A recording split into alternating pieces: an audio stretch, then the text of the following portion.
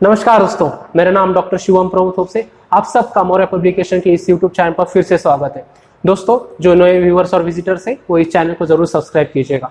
दोस्तों, हमने breathing and exchange of gases इस टॉपिक को शुरुआत की है। हमने ह्यूमन रेस्पिरेटरी सिस्टम के जो ऑर्गन्स रहते हैं उनके एनाटॉमी के बारे में जाना। आज हम फिजियोलॉजी के बारे में जानेंगे, मतलब कि कैसे हम ऑक्सीजन रिच एयर अंदर लेते हैं और कैसे वो ऑक्सीजन अपने टारगेट साइट पर जाके काम करता है। ये भी जानेंगे कि कैसे CO2 बाहर एक्सपेल होता है, कैसे CO2 बाहर ब्रीथ आउट करते हैं हम। तो दोस्तों, शुरू करते हैं आज हमारा topic physiology of human respiratory system. Respiration involves the following step. दोस्तों, ये फर्स्ट से लेके फिफ्थ तक की जो सारी स्टेप है ये एक सीक्वेंस में, इस सीक्वेंस में कोई भी चेंज नहीं है, यानी कि इस फर्स्ट स्टेप के बाद यही स्टेप आएंगे, इसमें कोई चेंज नहीं होगा। ब्रीदिंग और pulmonary ventilation is atmospheric air is drawn in and CO2 rich alveolar air is release out. दोस्तों, हम एटमॉस्फेयर में जो एयर प्रेजेंट रहती है वो हम ब्रीथ इन करते हैं, उसको हम ज्यादा अंदर लेते हैं। और CO2 रिच एल्वियोलर मेम्ब्रेन, इसका मतलब दोस्तों कि हमारी जो एल्वियोलर सैक जो है, एल्वियोलर मेम्ब्रेन जो है, वहां CO2 की ज्यादा एफिनिटी रहती है, वहां CO2 ज्यादा रहता है। उस CO2 को हम बाहर रिलीज करते हैं, उसको बाहर एक्सपेल करते हैं। यह हमारी पहली स्टेप। दूसरी स्टेप दोस्तों, diffusion of gases that is oxygen and CO2 across the alveolar membrane. दोस्तों, ये स्टेप समझने से पहले इस डिफ्यूजन टर्म को हम थोड़ा और जूम इन करेंगे, थोड़ा और मैग्नीफाई करेंगे। इस डिफ्यूजन को हम समझ लेंगे। दोस्तों, डिफ्यूजन मतलब क्या? इसका एक सिंपल ऐसा जो डेफिनेशन है वो हमें ये बताती है कि फ्लो ऑफ सब्सटेंस और molecule from higher concentration gradient to lower concentration gradient. मतलब दोस्तों कि जो चीज जो हाई कॉन्सेंट्रेशन पर है उसका लो कॉन्सेंट्रेशन की तरफ हो, उसका फ्लो होगा। इसका एक एग्जांपल देते हैं, एक बड़ा सिंपल एग्जांपल है। दोस्तों, अगर डीओ लगाकर अगर बच्चा क्लास में एंटर करता है तो उसकी जो स्मेल है वो दूसरों बच्चों को कैसे आती है? वो डिफ्यूजन इस प्रोसेस की वजह से आती है, क्योंकि उस बच्चे के बॉडी पर जो डिओड्रेंट प्रेजेंट है वो हाई कॉन्सेंट्रेशन में प्रेजेंट है, और जो स्मेल उनको जो जा रही है बच्चों को, वो उसको इसलिए जा रही है क्योंकि वहां उसका लो कॉन्सेंट्रेशन रहता है। तो दोस्तों, इस सेकेंड स्टेप में होता क्या है कि हमारे जो गैसेस है O2 एंड CO2 वो डिफ्यूज होते। कहाँ डिफ्यूज होते?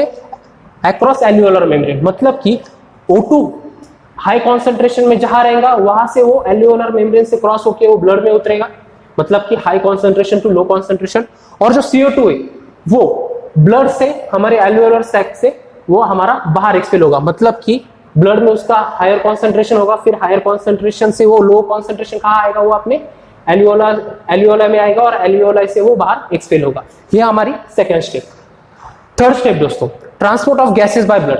दोस्तों, हमारी सेकेंड स्टेप में हमारा O2 तो अक्रॉस द एल्वियोलर मेम्ब्रेन गया है, मतलब कि O2 हमारे ब्लड स्ट्रीम में उतर चुका है। अब आगे होगा क्या तीसरी स्टेप में कि ये जो गैसेस है, ये O2 का जो गैस है वो ब्लड से कहाँ जाएगा? हमारा टिश्यू साइट पर जाएगा। और जो CO2 है वो कहाँ जाएगा? टिश्यू साइट से ब्लड के थ्रू हमारे एल्वियोला में आएगा और वो बाहर एक्सपेल होगा। हमारा थर्ड स्टेप में क्या हुआ कि ट्रांसपोर्ट ऑफ गैसेस कहाँ हुआ? उनके साइट पर हुआ। ऑक्सीजन का ट्रांसपोर्ट कहाँ होगा? टिश्यू साइट पर हुआ। और CO2 का ट्रांसपोर्ट ब्लड के थ्रू कहाँ होगा? हमारे एल्वियोला में आ गया।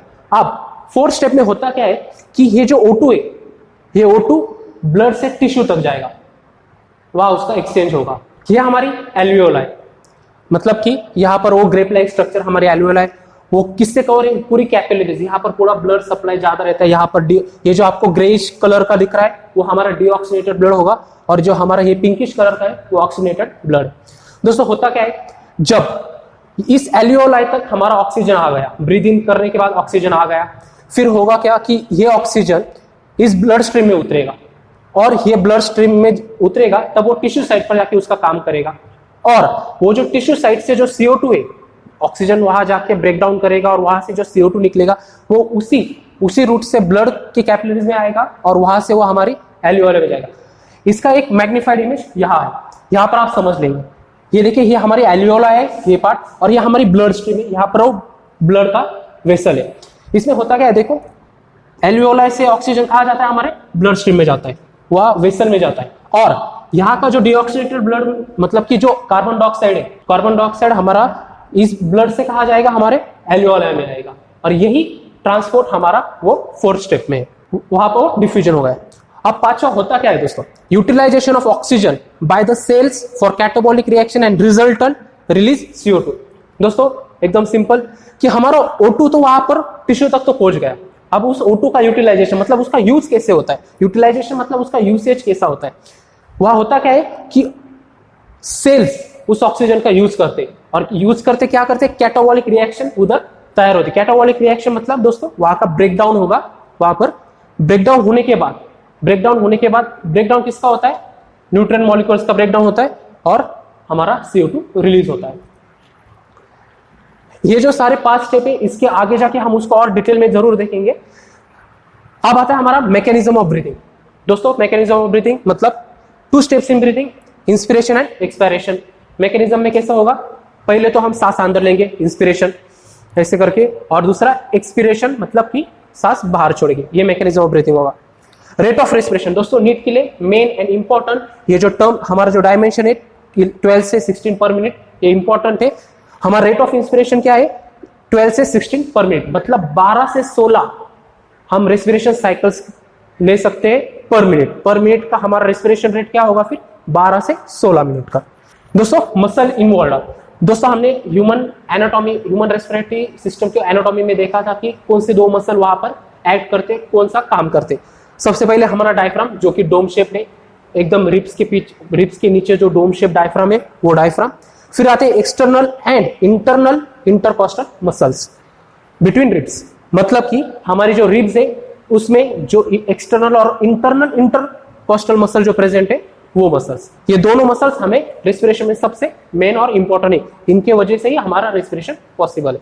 दोस्तों अब हम देखेंगे mechanism of breathing. Mechanism of breathing होता क्या है दोस्तों, इंस्पिरेशन और एक्सपिरेशन की वक्त, यानी कि जब हम ब्रीथ इन और ब्रीथ आउट करते हैं उस समय बॉडी के अंदर जो रिब है, जो इंटरकॉस्टल मसल्स है, जो डायफ्राम मसल है, उनकी एक्शन कैसी होती है ये हम देखेंगे। दोस्तों वो समझने से पहले आपको पॉजिटिव प्रेशर और नेगेटिव प्रेशर के बारे में कुछ बताना चाहूंगा, और ये बताने के लिए मैं एक सिंपल सा एग्जांपल दूंगा आपको।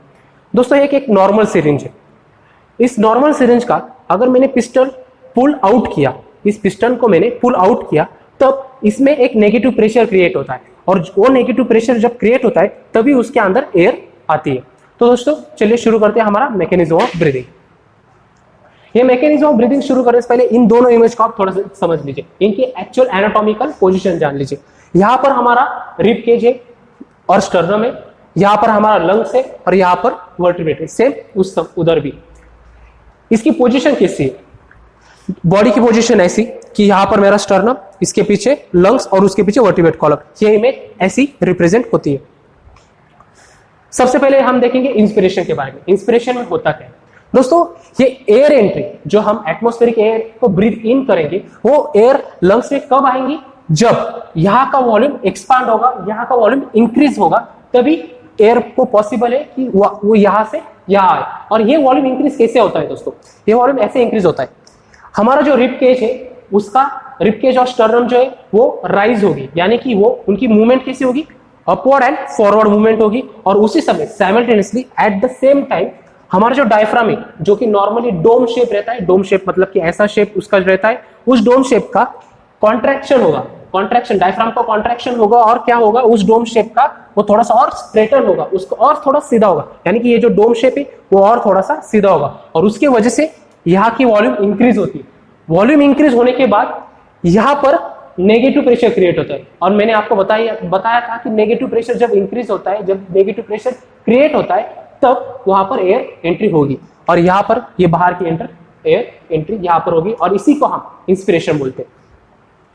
दोस्तों अब आता है हमारा एक्सपिरेशन। एक्सपिरेशन में होता क्या है, अब दोस्तों इसमें होगा क्या, हमारी जो रिब और स्टर्नम है वो जो इंस्पिरेशन में फॉरवर्ड और अपवर्ड जो गए थे, मतलब जो रेज हुआ था हमारा चेस्ट, सांस लेते समय जब हमारी जो रेज हुई थी, वो क्या होगा कि वो अपने ओरिजिनल पोजीशन पे आएगा। ओरिजिनल पोजीशन मतलब क्या, बैकवर्ड एंड डाउनवर्ड, मतलब कि पीछे और थोड़ा सा डाउनवर्ड आएगा, और जो रेज हुआ था वो पीछे आएगा।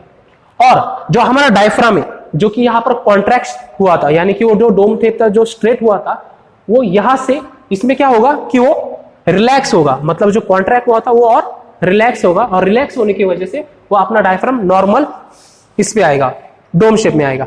इस समय क्या होगा फिर, ये जो उसका अब वॉल्यूम डिक्रीज हो गई, वॉल्यूम डिक्रीज होने की वजह से जो एयर अंदर थी वो आप बाहर एक्सपेल होगी, और ये हमारा मैकेनिज्म ऑफ ब्रीदिंग है, ये हमारी इंस्पिरेशन और एक्सपिरेशन। दोस्तों ये था हमारा इंस्पिरेशन और एक्सपिरेशन, और इसका एक कंसेप्ट क्या है कि air moves from higher pressure that is positive pressure to lower pressure means negative pressure. ये इसका मैकेनिज्म ऑफ ब्रीदिंग का सबसे मेन कंसेप्ट। दोस्तों अभी हमने मैकेनिज्म ऑफ ब्रीदिंग को जाना, उसी मैकेनिज्म ऑफ ब्रीदिंग को आगे कंटिन्यू करेंगे।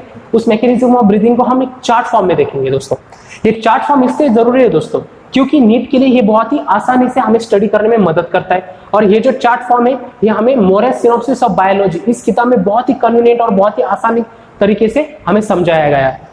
ये चार्ट का दूसरा यूज ये भी है दोस्तों कि हमें डायरेक्ट पता चलता है कि ड्यूरिंग इंस्पिरेशन डायफ्राम में क्या हो रहा है, ड्यूरिंग इंस्पिरेशन एयर प्रेशर कैसा रहता है, ये हमें सब चार्ट फॉर्म के थ्रू आसानी होती है पढ़ने के लिए। तो देखते हैं हम इस चार्ट को। डायफ्राम, दोस्तों डायफ्राम में जो कि डोम शेप है, नॉर्मली डायफ्राम का शेप क्या रहता है, डोम शेप यानी कि ऐसा शेप रहता है, ऐसा शेप रहता है। और डायफ्राम का ड्यूरिंग इंस्पिरेशन क्या होता है, डायफ्राम कॉन्ट्रैक्ट्स एंड फ्लैटन्स डाउनवर्ड, यानी कि दोस्तों हमारा जो डायफ्राम जो डोम शेप का है वो इंस्पिरेशन की वक्त कॉन्ट्रैक्ट और फ्लैटन होगा, यानी कि ऐसा फ्लैट होगा। और इंक्रीज वॉल्यूम इन एंटीरियर पोस्टीरियर एक्सिस। एंटीरियर और पोस्टीरियर एक्सिस मतलब दोस्तों जो डायफ्राम है उसकी जो एंटीरियर यानी कि आगे की एक्सिस और पीछे की जो एक्सिस यानी कि पोस्टीरियर, उन दोनों एक्सिस में वॉल्यूम का इंक्रीज होता है। और डायफ्राम का एक्सपिरेशन की वक्त क्या होगा, relaxes and moves upward to dome shape. दोस्तों जो इंस्पिरेशन में होता है उसके ऑपोजिट एक्सपिरेशन में होगा। एक्सपिरेशन में क्या होगा कि हमारा डायफ्राम है वो जो ऐसा था इंस्पिरेशन की वो रिलैक्स हो जाएगा और उसके अपने डोम शेप में वापस आ जाएगा। दोस्तों अब आते हैं हमारे एक्सटर्नल इंटरकॉस्टल मसल्स और इंटरनल इंटरकॉस्टल मसल्स। इसमें इंस्पिरेशन के वक्त इन मसल्स में होता क्या है कि वो मसल कॉन्ट्रैक्ट होते हैं, फिर रिलैक्स और स्ट्रेच होते हैं, जिसके वजह से हमारी जो डॉर्सोवेंट्रल एक्सिस की जो वॉल्यूम है वो इंक्रीज होती है। ये नीट के लिए मेन है, ये जो डॉर्सोवेंट्रल एक्सिस, ये जो शब्द है, ये जो वर्ड है, ये हमारे नीट के लिए सबसे मेन है। एक्सपिरेशन के वक्त होता क्या है कि मसल रिलैक्स होते हैं। अगेन इसके ऑपोजिट एक्सपिरेशन में होगा कि वो मसल रिलैक्स होते। फिर आता है हमारा रिब केज और स्टर्नम। रिब केज और स्टर्नम में ड्यूरिंग इंस्पिरेशन क्या चेंजेस होते कि वो अपवर्ड एंड आउटवर्ड मूव होते, यानी कि जब हम सांस अंदर लेंगे तो हमारा जो रिब केज है वो क्या होगा, अपवर्ड मतलब कि ऊपर की ओर, और आउटवर्ड मतलब बाहर खुलेगा और ऊपर जाएंगे मतलब कि ऐसी उसकी मूवमेंट होगी। फिर आता है हमारा एक्सपिरेशन के वक्त उस रिब केज और स्टर्नम में क्या होगा कि वो move downward and inward. Again इसके ऑपोजिट इसमें होगा कि वो क्या होगे, डाउनवर्ड मूव होगे, मतलब कि सांस जब छोड़ते तो अपने नॉर्मल पोजीशन के वक्त वो डाउनवर्ड और इनवर्ड मतलब कि अंदर की ओर खिंचे जाते हैं। थोरेसिक कैविटी में इंक्रीज होगा जब हम इंस्पिरेशन करेंगे। एक बेसिक सी बात है, इंस्पिरेशन लेंगे तो ये जो थोरेसिक कैविटी का जो रीजन है, जो वॉल्यूम है, वो इंक्रीज होगा और वो उसकी वजह से थोरेसिक कैविटी में इंक्रीज होता है जब इंस्पिरेशन करते हैं, और एक्सपिरेशन के वक्त डिक्रीज होता है। जब सांस छोड़ेंगे तो सब चीजें अपने आप नॉर्मल होगी, वो अपने आप कॉन्ट्रैक्ट होगी, अपने आप रिलैक्स होते, उसकी वजह से क्या होता है कि वो डिक्रीज होता है। एयर प्रेशर ये सबसे मेन है। यहां पर अपना सिरिंज और पिस्टन वाला एग्जांपल दिमाग में रखिए कि एयर प्रेशर कैसा होता है कि इंस्पिरेशन के वक्त एयर प्रेशर डिक्रीज होता है थोरैक्स और लंग्स में। इसकी वजह से जब एयर प्रेशर डिक्रीज होगा तभी उसको एयर अंदर आने में मदद होगी, और एक्सपिरेशन के वक्त वहां पर इंक्रीज होगा, थोरैक्स और लंग्स में प्रेशर इंक्रीज होगा, तब वो एक्सपिरेशन होगा। एयर मूवमेंट, अब दोस्तों एयर मूवमेंट कैसी होती है कि external air pressure drives air into lungs at low pressure, मतलब कि लंग्स में पहले से ही नेगेटिव प्रेशर क्रिएट हो चुका है, इसकी वजह से क्या होगा कि एक्सटर्नल जो एयर प्रेशर है वो लंग्स में आएगी, लंग्स में वो ड्रॉ होगी। और एक्सपिरेशन के वक्त air force out of lungs by thorax compression and elastic recoil of lung. Lung का इलास्टिक रिकॉइल होने की वजह से क्या होता है कि एयर एक्सपेल होती है एक्सपिरेशन के वक्त। दोस्तों ये पॉइंट मेन है। Strength of inspiration and expiration can be increase by additional abdominal muscle, मतलब कि दोस्तों हमारे इंटरकॉस्टल मसल्स और डायफ्राम तो मदद करते ही, लेकिन कभी कभी हमारा जो एब्डोमिनल मसल है, जो कि एब्डोमिनल रीजन के मसल है, वो भी हमें इसमें इस रेस्पिरेशन में मदद करते। दोस्तों अब यहाँ पर आज का हमारा टॉपिक खत्म होता है। आज हमने फिजियोलॉजी और मैकेनिज्म ऑफ ब्रीथिंग देखी। दोस्तों ये जो सारे टॉपिक्स है हमने मोरेस सिनॉप्सिस ऑफ बायोलॉजी इस किताब से लिए। ये किताब 11th और 12th स्टैंडर्ड की एनसीईआरटी बुक पर बेस्ड है। दोस्तों जो इस चैनल को नए हैं, इस चैनल को जरूर सब्सक्राइब कीजिएगा और इस वीडियो को लाइक और शेयर जरूर कीजिएगा। और साथ ही ये जो मौर्य पब्लिकेशन की जो मौर्य सिनॉप्सिस ऑफ बायोलॉजी ये बुक है, ये अमेजॉन पर आपको अवेलेबल है। धन्यवाद दोस्तों।